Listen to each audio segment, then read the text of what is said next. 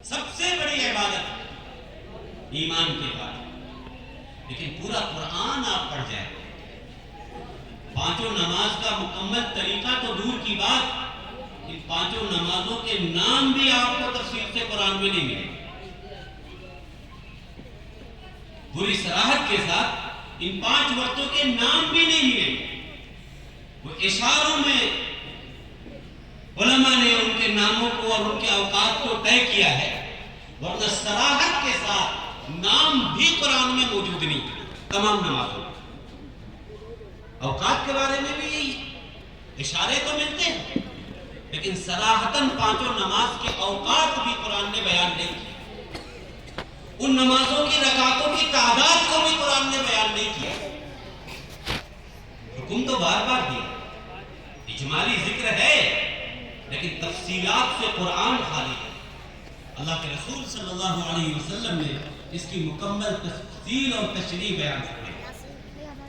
روزے کا بھی یہی حال ہے، روزے کا حکم تو ہے، لیکن روزہ کن چیزوں سے ٹوٹ جاتا ہے، کب قضا واجب ہوتی ہے، کب کفارہ واجب ہوتا ہے، اس کی تفصیل قرآن کے اندر موجود نہیں۔ اللہ کے رسول صلی اللہ علیہ وسلم نے اس کی تفصیلات کو بیان کیا۔ زکوٰۃ اور حج کا بھی یہی معاملہ ہے، لیکن جب باری مسلمانوں کے آپسی تعلقات کے آتے ہیں تو قرآن ایک ایک کو پوری تفصیل کے ساتھ بیان کر لیتا ہے۔ انسانوں کے آپس کے جو تعلقات ہوتے ہیں، ان تعلقات میں تمام رشتوں کی بنیاد رشتہ نکاح ہے۔ تمام رشتوں کی بنیاد کیا ہے؟ رشتہ نکاح، یہ جڑ ہے اور بنیاد ہے تمام رشتوں کی۔ اسی ایک رشتے سے بقیہ سارے رشتے وجود میں آئے۔ باپ بیٹے کا رشتہ پہلا رشتہ نہیں ہے، بھائی بہن کا رشتہ پہلا رشتہ نہیں ہے، ماں بیٹی کا رشتہ پہلا رشتہ نہیں ہے، پہلا رشتہ میاں بیوی کا رشتہ ہے، جو حضرت آدم اور حضرت حوا کے درمیان وجود میں آیا۔ یہی رشتہ جو میاں بیوی کی شکل میں وجود میں آیا، یہی رشتہ بعد میں چل کر باپ اور ماں کی شکل میں تبدیل ہوا، اور بقیہ سارے رشتے اسی رشتے سے پھوٹ پھوٹ کر نکلے۔ قرآن نے اس رشتے کو کس انداز سے بیان کیا؟ چھوٹی یا بڑی کوئی ایسی بات نہیں تھی جس کی پوری وضاحت اور تفصیل قرآن نے خود بیان نہیں کی۔ اللہ تعالیٰ نے جہاں اپنی عبادت کا حکم دیا، وہی رشتہ داروں کے ساتھ اچھے سلوک کرنے کا حکم دیا۔ جگہ جگہ تقریباً 27 مقامات قرآن میں ایسے ہیں جہاں اللہ تعالیٰ نے اپنی عبادت کے ساتھ والدین اور رشتہ داروں کے ساتھ اچھا سلوک کرنے کا حکم دیا۔ وَقَضَىٰ رَبُّكَ أَلَّا تَعْبُدُوا إِلَّا اللَّهَ وَبِالْوَالِدَيْنِ إِحْسَانًا وَإِذْ أَخَذْنَا مِيثَاقَ بَنِي إِسْرَائِيلَ لَا تَعْبُدُونَ إِلَّا اللَّهَ وَبِالْوَالِدَيْنِ إِحْسَانًا وَبِذِي الْقُرْبَىٰ۔ جگہ جگہ قرآن آپ دیکھتے چلے جائیں، اللہ تعالیٰ ایک طرف اپنی عبادت کا حکم دے رہے ہیں اور دوسری طرف ماں باپ اور رشتہ داروں کے ساتھ اچھا سلوک کرنے کی تاکید بیان ہے۔ آپ صلی اللہ علیہ وسلم کو جب نبوت ملی اور صحابہ جب پہلی ہجرت کے بعد حبشہ تشریف لے گئے اور ہرقل نے بلا کر جب پوچھا تھا کہ یہ نبی جو آئے ہیں یہ کس چیز کا حکم دیتے ہیں، بلکہ اس سے پہلے ایک بات میں عرض کر دوں کہ جب ایک صاحب نے آ کر حضور سے پوچھا تھا کہ آپ کون ہیں، تو آپ نے فرمایا تھا کہ میں اللہ کا نبی ہوں، اللہ نے مجھے بھیجا ہے اس دنیا میں۔ انہوں نے سوال کیا کہ اللہ نے کیا دے کر آپ کو بھیجا ہے؟ تو اللہ کے رسول نے یہ فرمایا کہ مجھ کو اللہ نے یہ حکم دیا ہے کہ تم رشتہ داروں کے ساتھ اچھا سلوک کرو۔ جن 4 چیزوں کا یا 5 چیزوں کا آپ نے اس موقع پر تذکرہ کیا تھا، اس میں ایک صلہ رحمی بھی، اور ہرقل کے جواب میں ابو سفیان نے بھی جو بتایا تھا، یا حضرت جعفر نے جو اس کی موجودگی میں بتایا تھا کہ یہ نبی کس چیز کا تمہیں حکم دیتے ہیں، تو یہ بھی فرمایا تھا کہ جہاں وہ شرک سے ہمیں روکتے ہیں ایک اللہ کی عبادت کا حکم دیتے ہیں، وہیں یہ بھی فرمایا تھا کہ وہ حکم دیتے ہیں کہ تم رشتہ داروں کے ساتھ اچھا سلوک کرو۔ قرآن تو ہمیں اس چیز کی تعلیم اور تلقین کر رہا ہے، لیکن بزرگوں آج ہم کیا ہمارے معاملات اور تعلقات قرآن کے مطابق ہیں؟ یاد رکھیے کہ ایک مسلمان سے تعلقات کو خراب کرنا، بلا وجہ کسی کے دل کو دکھانا، کسی کو تکلیف پہنچانا، اسلام کے اندر اس سے بھی زیادہ قبیح اور برا ہے کہ کوئی آدمی خانہ کعبہ کو نقصان پہنچائے۔ آج کبھی ہم سوچتے ہیں کہ ہمارے عملوں سے، ہمارے جملوں سے، ہمارے معاملات سے، ہمارے کرتوت سے آج کتنے لوگ جھیلوں میں، کتنے لوگ کے دل ٹوٹے ہوئے، کتنوں کے گھر اجڑ گئے،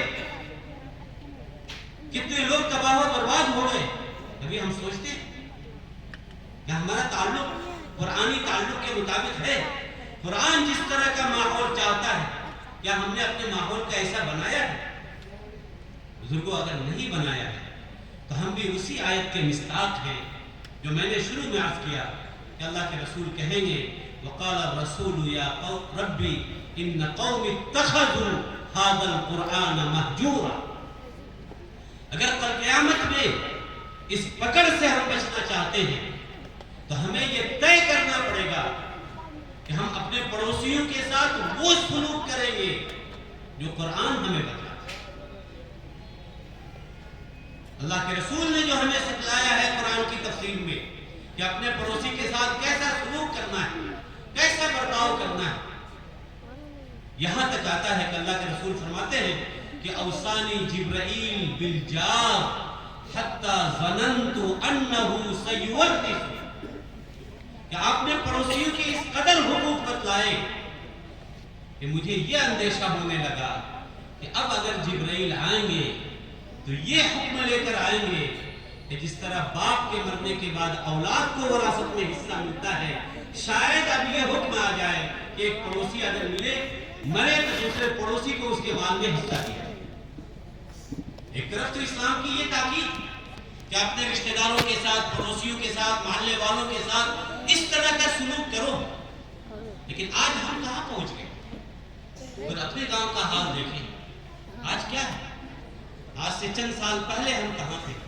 یہ ہتھوڑا گاؤں اس پورے علاقے میں مسلمانوں کے لیے ایک شان کی جگہ سمجھی جاتی تھی۔ مسلمانوں کو بڑا ناز تھا اس گاؤں کا، بڑا فخر، لوگوں کی لچائی ہوئی نگاہیں آپ کی طرف آتی تھی۔ آپ قوت کی علامت تھے، شجاعت اور بہادری کی علامت تھے، دینی اعتبار سے بھی آپ کا ایک دبدبہ تھا۔ اس گاؤں نے کیسے کیسے رجال کار تیار کیے، کیسے کیسے ذی علم علماء تیار کیے، کیسے کیسے لوگ تیار ہوئے۔ وہی گاؤں ہے۔ آج کیا ہو رہا ہے؟ ہم مسلمان آپس میں لڑتے ہیں، معمولی دنیا کے ایک عہدے کے لیے، ایک منصب کے لیے آپس میں ٹکرا کر مسلمان آپس میں ایسے بٹ گئے کہ آج ہمارے اس اختلاف کی وجہ سے ہماری ماں بہنیں آج ہاف پینٹ پہننے والے کے دروازے پہ جا کے کھڑے ہونے پر مجبور ہو رہی۔ یہ دن دیکھنے پر کس نے ہم کو مجبور کیا کیا؟ ہم کہاں پہنچے؟ کیا کر رہے ہیں؟ کیا قرآن کے ماننے والوں کی معیشت ایسی ہونی چاہیے؟ ان کے معاملات ایسے ہی ہونے چاہیے؟ ہم اپنے بھائی کے لیے تھوڑی بھی قربانی نہیں دے سکتے۔ ہم غیروں کو قبول کر رہے ہیں لیکن اپنوں کو ہم برداشت نہیں کر پا رہے۔ اختلاف کی سرحدیں اتنی وسیع ہو چکی ہیں، اس لیے بزرگوں قرآن سے محبت کا صحیح تقاضا یہ ہے۔ ایک تو محبت کا ایک مظاہرہ یہ ہے جو آپ حضرات یہاں پیش کر رہے ہیں کہ ٹھنڈک کی اس رات میں آئے ہوئے ہیں، قرآن کی نسبت پر یہاں جمع ہوئے ہیں۔ یہ جمع ہونا بھی بزرگوں کوئی معمولی بات نہیں ہے، یہ بہت عظیم سعادت کی بات ہے۔ یہ موقع اور یہ سعادت بھی اللہ ہر ایک کو نہیں دیتا۔ آپ کی طرف اللہ کی نظر انتخاب ہوئی تب آپ کو یہ موقع ملا، لیکن بزرگوں میں کہنا صرف یہ چاہتا ہوں کہ اس سے قرآن کا حق ادا نہیں۔ کیسے کرتا ہے تم؟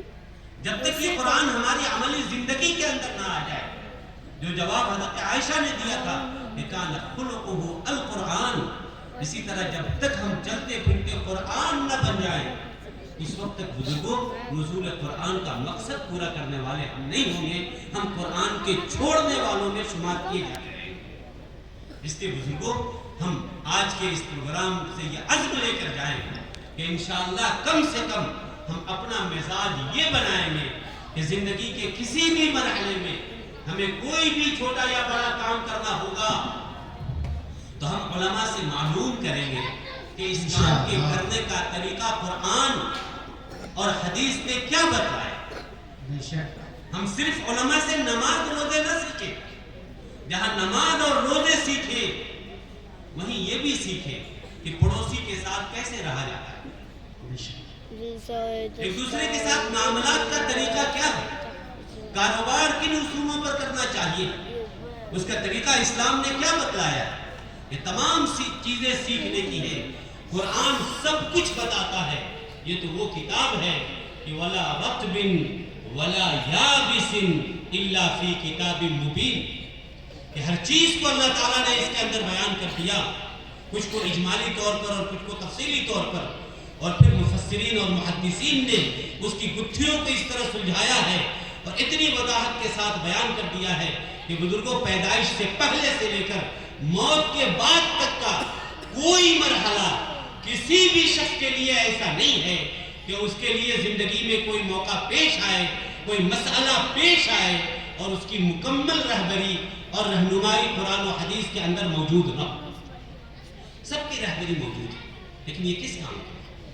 آج یہ کس درجہ افسوس کی بات ہے کہ آج یورپ کا تعلق اس قرآن سے تو ریسرچ و تحقیق کا ہے، اور ہر مسلمانوں کا تعلق تعویذ گنڈا اور ایصال ثواب تک ہو کے رہ گیا ہے۔ اس سے آگے ہم نہیں بڑھ پا رہے، ہمیں یہ روش طے کر ترک کرنی پڑے گی۔ تو قرآن کو صرف ایصال ثواب کی کتاب نہ بنائے، یہ صرف مردوں کی مغفرت کے لیے نہیں ہے، یہ تو زندوں کے زندگیوں کے اندر انقلاب پیدا کرنے والی کتاب تھی۔ کیسے کیسے لوگوں کو کہاں تک پہنچایا۔ صحابہ کا حال میں نے بتایا کہ ایک زمانہ ان کا وہ تھا جو قرآن سے پہلے کا تھا، اور دوسرا زمانہ قرآن کے بعد کا ہوا۔ ایک زمانہ تھا کہ جب ان پر حکومت کے لیے تیار نہیں ہوتا تھا، اور اس قرآن کی برکت سے ایک دور وہ بھی آیا کہ کیسر و کسرا بھی لرزتے تھے۔ تو یاد رکھیں، ہمارے لیے عزت و افتخار کا سبب یہ قرآن ہے۔ ہم کو اگر عزت ملے گی تو صرف قرآن سے ملے گی۔ اس قرآن کو چھوڑ کر ہم عزت نہیں کما سکتے۔ پڑوس کے ملک افغانستان میں جس وقت مسلم حکمرانی تھی، حضرت امیر معاویہ کے زمانے خلافت میں 10 لاکھ سے زیادہ وہاں سے خراج وصول ہوتے تھے، لیکن بعد میں جب یہ لوگ چلے گئے اور وہ لوگ خراج وصول کرنے والے ننگے پاؤں آیا کرتے تھے، بعد میں جب شہنشاہ آئے اور بڑے ٹھاٹ باٹ کے ساتھ ان کی حکومت قائم ہوئی، اور جب یہ لوگ گئے تو ان لوگوں نے صاف انکار کر دیا خراج دینے سے، اور کہا وہ لوگ کہاں ہیں جو ننگے پاؤں ٹوٹی ہوئی جوتیاں پہن کر آتے تھے، وہ لوگ کہاں ہیں؟ کہا کہ ارے وہ تو دنیا سے چلے گئے، اب ہم ان کے جانشین ان کی جگہ پر آئیں۔ کہا کہ خیریت چاہتے ہو تو اپنے ان خوبصورت لباسوں اور ان خوبصورت گھوڑوں کے ساتھ واپس چلے جاؤ، ورنہ چن چن کر ایک ایک کو مارے گا۔ تم کیا سمجھتے ہو کہ تمہارے لباس کو دیکھ کر ہم خراج دے دیں گے؟ وہ تو ان کی وہ ہیبت تھی جس کی وجہ سے ہم ٹھہرائے ہوئے تھے۔ بزرگوں، اس قرآن کے اندر اللہ نے ایک روک رکھا، آپ کے پاس کچھ بھی نہ ہو، آپ تہی دست کیوں نہ ہو، لیکن آپ کی زندگی کے اندر اگر قرآن ہے تو خدا کی قسم اس کے اندر ایٹم سے زیادہ طاقت ہے جو اللہ نے آپ کے لیے رکھا ہے۔ سبحان اللہ۔ لیکن بزرگوں، اگر یہ قرآن ہماری زندگی کے اندر نہیں آیا، صرف طاقوں میں ہم نے سجا کے رکھ دیا، تو اس سے ہماری قسمت بدلنے والی نہیں ہے، بلکہ قرآن کی توہین کی وجہ سے ہم اللہ کے غضب کے ہی مستحق ہو سکتے ہیں۔ اللہ سے دعا ہے کہ اللہ تعالی ہم سب کو قرآن سے صحیح تعلق استوار کرنے والا بنائے، قرآن کو سمجھ کر اس پر عمل کرنے کی توفیق عطا فرمائے، اور ایک پیغام جو قرآن کا ہے، آپس میں تم بھائی بھائی بن جاؤ، وَاعْتَصِمُوا بِحَبْلِ اللَّهِ جَمِيعًا وَلَا تَفَرَّقُوا، کہ تم مل جل کر متحد ہو جاؤ، اللہ کی رسی کو مضبوطی کے ساتھ پکڑ لو، اور اللہ کی رسی سے مراد یہی قرآن ہے کہ اس قرآن کو اپنی زندگی کے اندر شامل کر لو، تم کو عزت مل جائے گی۔ افتخار اور عزت اللہ تعالیٰ نے تمہارے لیے رکھا ہے، شرط یہ ہے کہ تم قرآن کے مطابق مومن اور مسلمان بن جاؤ.